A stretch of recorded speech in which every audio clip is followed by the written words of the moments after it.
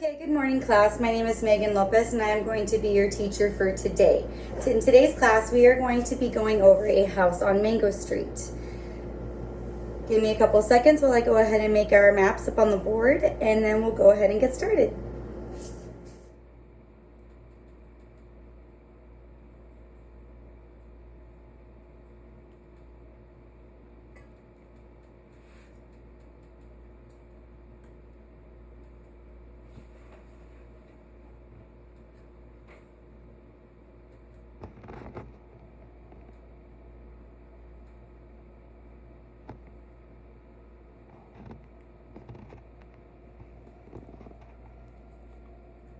Okay, so now that I have our web map out, we're going to go ahead and I'm going to ask you guys, can anyone tell me who the main character is?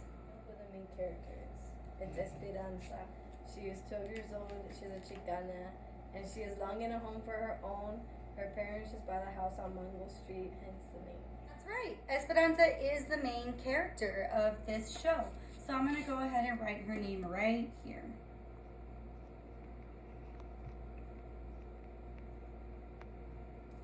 Okay, can anyone else tell me any other main characters in the book? What was the question? The question was, what are any of the other names of the main characters of the book that we are reading, A House on Mango Street? Rachel and Lucy are Esperanza's best friends who are also Mexican American. They live across Street from Esperanza. They are sisters. Hermanas. Rachel and Lucy. Rachel and Lucy. And what did you say they were? They were sisters? Yeah. They were sisters. Hermanas. That's great. Now we know who Rachel and Lucy are and their importance with Esperanza. And now I'm going to go ahead. Does anyone know who Sally is? Sally is the same age, but Sally is a lot more mature and is around boys more. She is always looking for attention from males, and she has an abusive father who always wants her home after school, so she isn't in trouble with boys. She's gonna get pregnant. That's right. Sally. Sally is another big important main character in this book. The reason why she's a really big important character in this book is because of the fact that she and Esperanza become really good friends.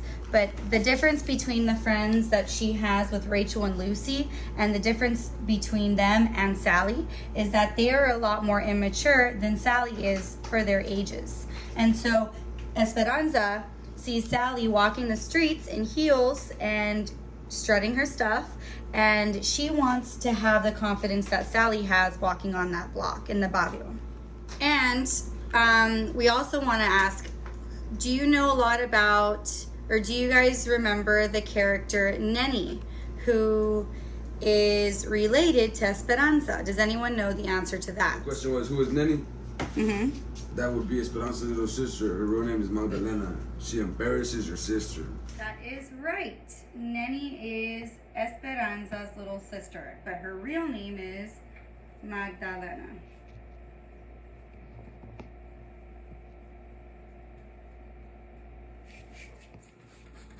Okay, so now that we talked about the main characters, and since I don't have a lot of space here on my little whiteboard, we are going to erase the main characters, but you guys should have already written all of this down up as a web on your sheets. So now we're going to go ahead and talk about the culture-wise. So the culture that we have here in A House on Mango Street is Mexican Americans, right? Mexican Americans.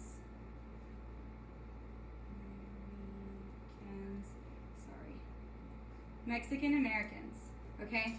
And Mexican Americans, this Esperanza moves into a street where there is a diminishing population of Caucasian white people, and that's why her friend that she made at the beginning of the book ended up leaving, because there is a lot more population of Mexican Americans coming to live there where she is on that specific street and neighborhood. So now I'm going to go ahead and ask this big idea of Chicana, right? We have this big idea of the Chicana and Chicano for boys. Chicano lifestyle. And I would like to know, what is everyone's opinion, more or less, when you hear the word Chicana or Chicano? What does that mean to you? So, Ivan, when you hear the words Chicano or Chicana, what is the first thing that comes to your mind? Mexican American. Okay.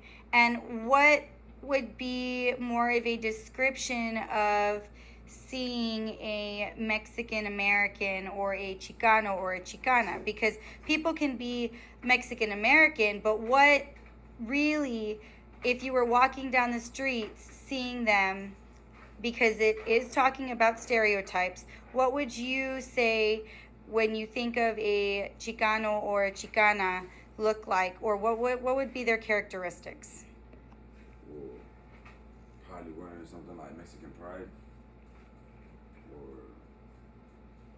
I wouldn't like to call them like gangsters, right? But most of them dress like baggy type, carry bandana. For the boys, what about the girls? The girls, well, If you think about the book, right, they had a certain appeal that they were trying to make a statement on when they were walking through the streets. they're like cholas. Like cholas, okay? And so what would that have? Like the hoop, maybe hoop earrings? The eyeliner, the hoop earrings, the white tees, the khaki pants, the belts, the Converse, the hair in a bun. Heels also, right? Heels. It would all mostly be Converse. If they're cholas, they're gonna be wearing Converse. Heels, I've never seen a chola wear heels. But a Chicana who's trying to get attention from Might wear boys heels, yeah. would wear heels, right? Yes. Okay, awesome. Thank you so much, Ivan. That's a great description. So when we think about Chicanos, right, you were saying a white t-shirt, white t Usually goes the same for both. shirt. Well, for both, yeah, absolutely right.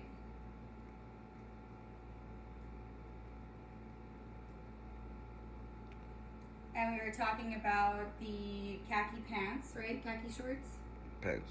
Pants. Ironed. Yeah.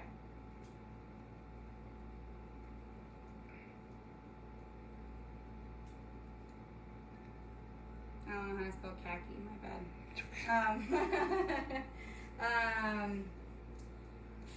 For girls, we talked about heels or Converse.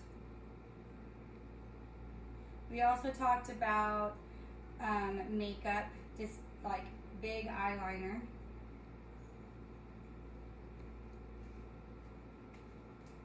Big eyeliner, hoop earrings, and hair. Hair always being up in a bun, right? Yeah, ready to go. Ready to go.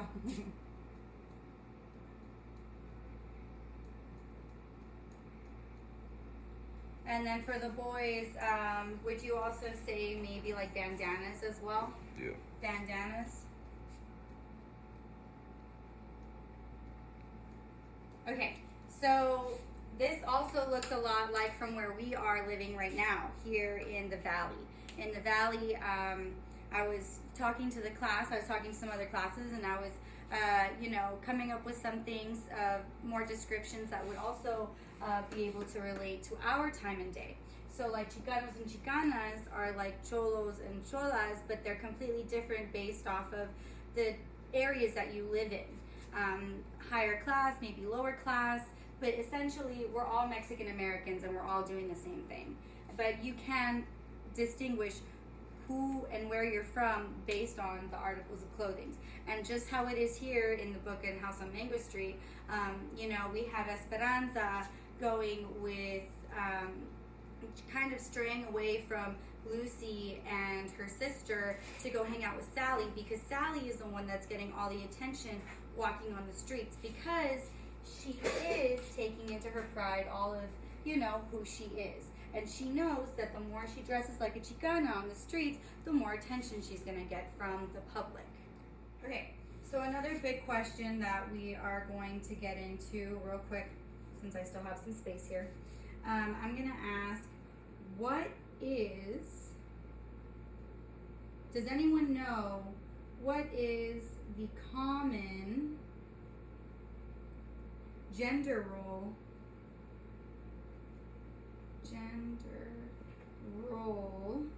of the Mexican American culture? So personally, since we are a part of the Hispanic American culture, what can you say from personal lifestyle that you see within the Mexican American culture that can be connected to the book? Well, this has happened for hundreds and hundreds of years before us, and will happen for hundreds of years in the future, right? The male is the household provider.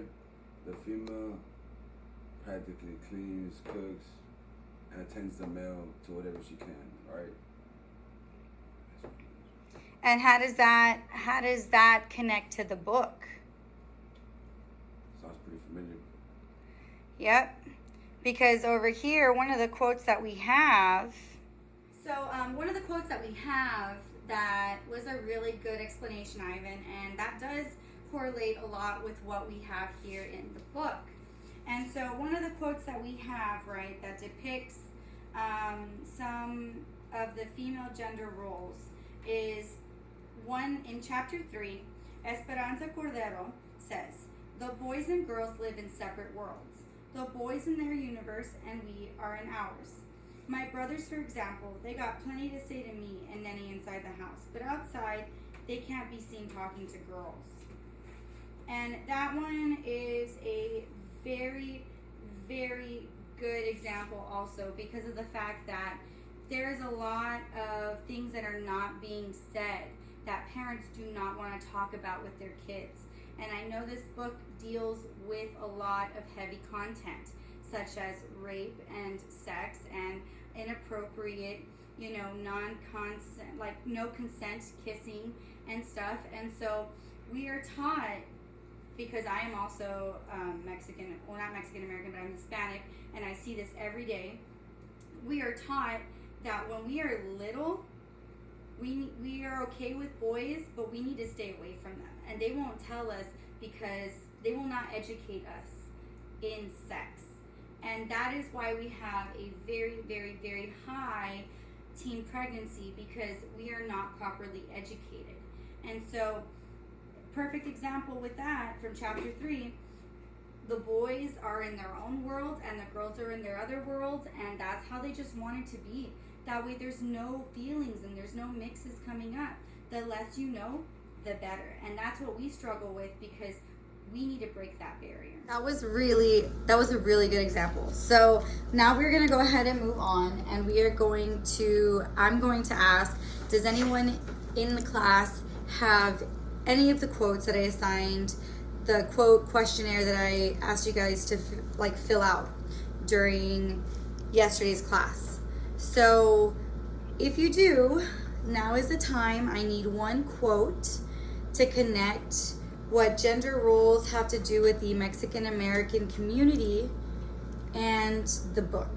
It says, chapter 4, Esperanza Cordero. She was a horsewoman too, born like me in the Chinese year of the horse, which is supposed to be bad luck if you're born female. But I think this is a Chinese lie, because the Chinese, like the Mexicans, don't like their women strong. And then on chapter 20, it says, hips are good for holding a baby when you're cooking, Rachel says. Turning the jump rope a little quicker, she has no imagination. And what do you think that has to do a lot with the gender roles? Because if we're talking about gender roles in the Mexican American community, Ivan had said earlier that women are just used as housewives. They go and they do everything, and then men stay home and work. But that's just what the Mexican culture shows. So based off of the last one, how do you, in your words, how can you relate that? Well, I have a daughter, so And how I use my hip a lot. That one's true.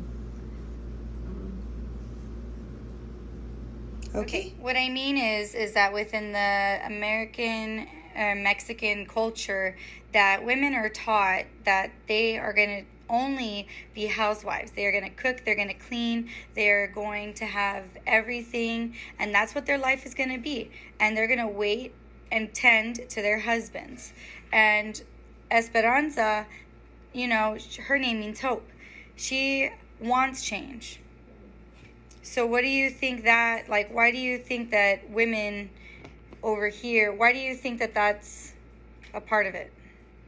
I think it's wrong because, not every woman's going to want to stay home. Recently people want to work now, especially girls.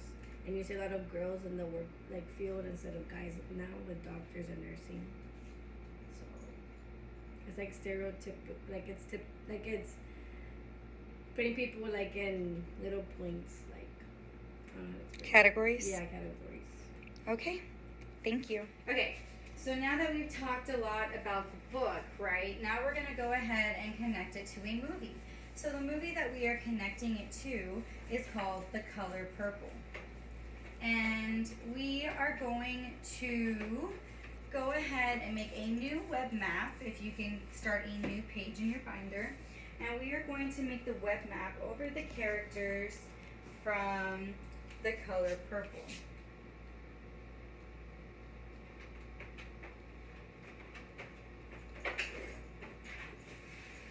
Can anyone tell me which characters, or what are the names of some of the main characters in The Colors Purple? Who is Sally? That I recall in the movie, Sally was a girl who got molested by her father, got impregnated, and after she had the baby, the father killed the baby. That is most of what I recall from the movie. Sally is a 14-year-old black African-American girl who is she lives on a slave plantation, and she gets abused and sexually abused by her father, and she goes through a very hard life going through that, and then talking about when, in a little bit, I just want you to make some connections, because we are going to start relating the characters from The Color Purple to the characters in A Mango on House Street. So a House on Mango Street, sorry. So we are going to go ahead and do a Venn diagram after we depict all the characters. Another character in the book. Okay, so Alfonso is her dad, but her dad is a very bad man because he abuses her and he rapes her. But when she had her babies, he took them into the forest and he killed them. Anywho, he always wanted to keep her in the house. He never wanted her to get out for certain reasons. And that's how I know about the father. Okay. And how does that tie into, because this movie that we watched, it is about slavery, and about when African Americans did have slave houses. Even, I know a lot of white people were the people in charge of the houses, and then there were some black people that did have the power too, but it was extremely, extremely rare. And her dad also is there at the plantation with her, and he is in charge. And so how does this tie into the African American culture and slaves? Basically, later on during the movie, Nessie and her other sister Sally, Sally was the ugly one and Nessie was the pretty one.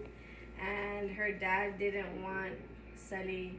Well, her dad wanted Sally to leave, but he wanted Nessie to stay, I guess, because she's prettier than Sally. and then he like basically like wanted her to marry like a guy to marry her and like do other things like to like basically like in the old days like when slavery was there, and they would be like, you know, the plantations and everything, and then people with whites, and it was all racist and everything. So basically, it's kind of like the same, except that they're like, except that instead of having a lot of like slaves, it's just like basically focusing on Sally and her sister. Why would they want to sell or make them marry at such a young age? Because in the movie, Sally is 14 years old. Maybe so they can have babies and they can make money Make money. Okay. and babies. That is A family. that is a great answer. Thank you, Vivi. Is right. Her dad is not a very good dad. ALP. Yeah, so then those are the main two characters, and then we also talked about Nettie as well. And Nettie is sisters. And then they are daughters.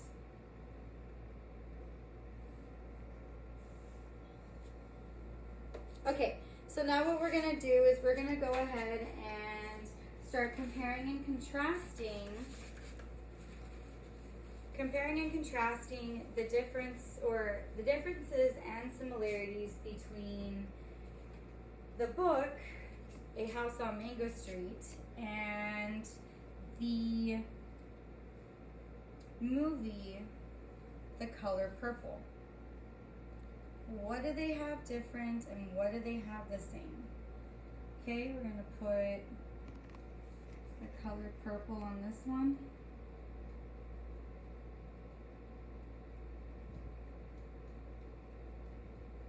And on this one, we're going to put, I'm going to draw a house. House on Mango Street.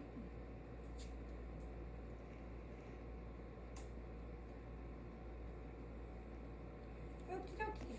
So now we're going to go ahead and work on the similarities and the differences.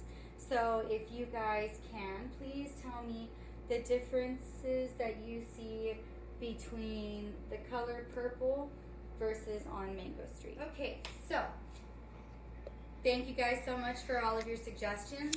This is our compare and contrast chart. The two on the outside is the differences, and the ones in the middle are the ones that are the same. So we're going to go ahead and get started. This is from what everyone did agree upon. We said that the differences in between The Color Purple is that it is a African American culture. This one does evolve a lot around slavery, and Sally is forced into a marriage, and she did have a kid or two. So she did end up having kids because she was being abused by her father. Meanwhile, what we have on the House on Mango Street is we have a Mexican American culture. We have Esperanza. Like, a lot of this is more focused and based on her in the culture, experiencing it for herself. She's in a new neighborhood. She makes new friends. She sees what she wants, but she doesn't know if she wants it yet. So we have Esperanza looks for attention because she's been taught by her friend Sally that that's the attention getter. Like, she wants to be flaunting herself around. She wants the attention from men, but she doesn't want it from the creepy men. But, you know, they both end up getting married, which we'll go into later. And then she focused more on really struggling with finding herself and wanting to move forward in her life. She wanted to be more than just staying home and doing nothing, like how the Mexican culture is. So now we go into the comparing part of the compare and contrast.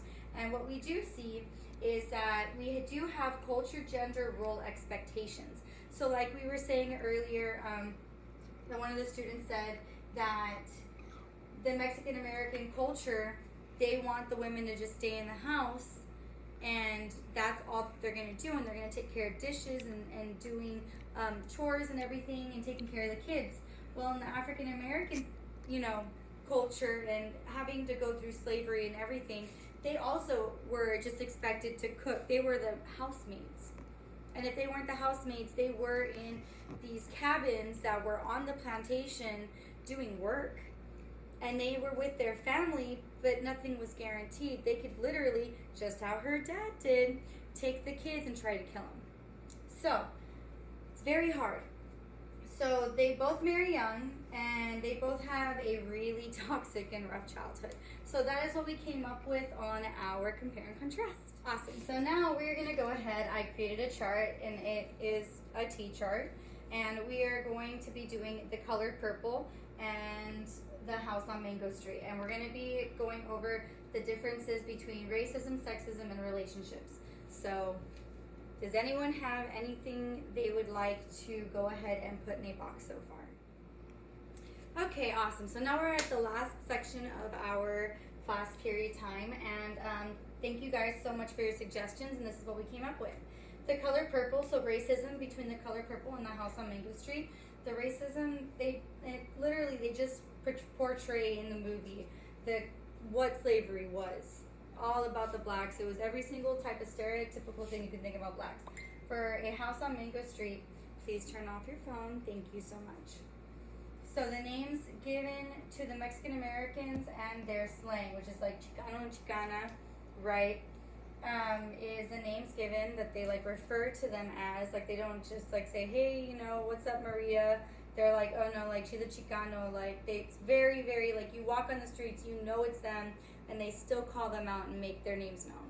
And so not only that, but there's a lot of things that are just really troublesome. And then we go into sexism. Sexism, there's a part where Harpo's dad gets after him because of Sophia's resistance when he beats her, and he makes him, and like just because of her resistance, it makes him less than a man. And that's a big thing about sexism, is like they're always saying that they need to be able, like, basically Sophia doesn't even have any say. And that's what's really hard, because if someone is beating you, you know, and you're a girl and your partner is just going at it, that is really like deteriorating. It's not fair to you. It's making him seem like men are superior to women, when in reality, women are getting right there, or, you know, we're all smart. So then we go into House on Mango Street. Women are told to stand back and look pretty. So with the Mexican culture, we were, again, you'll hear this many times, women are just supposed to be housewives in the Mexican culture. So that's where men will do all the work and women just sit back. So then we get into relationships. And relationships, we have our women characters in the color purple. They were there for each other. They wrote them specifically for this character movie, for them to be able to help each other and talk to each other and build a relationship. That way they can all tell their stories. And then the last one is a form of refuge with one another. So the women are able to like go ahead and talk to each other and confide in them, and then they become friends, and then they help each other get out of situations they don't want to be in. Mango Street. She finds out what a dreamer is and through her friend, and what it stands for.